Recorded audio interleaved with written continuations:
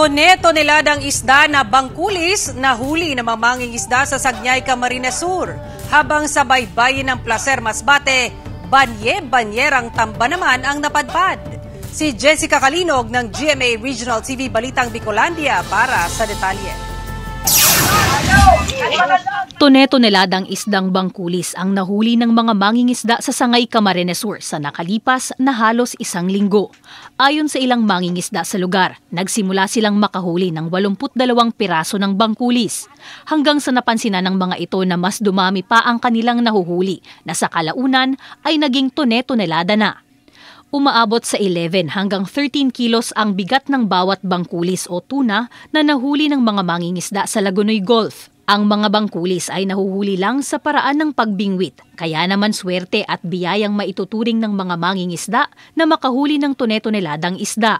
Ayon sa isang fish buyer, tuwing magtatapos ang taon ay nagiging masagana ang huli ng isdang bangkulis na sa ngayon ay nabebenta nila sa halagang 150 pesos per kilo.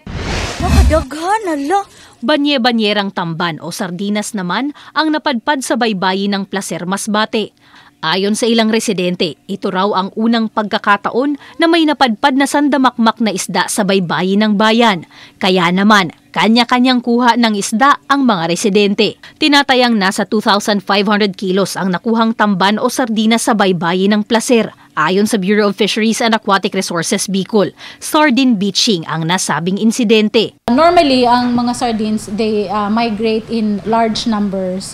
So, could be na because of change of temperature, water temperature. Could also be na darakulaon ang alon, and minsan din because they're going after itong food ninda.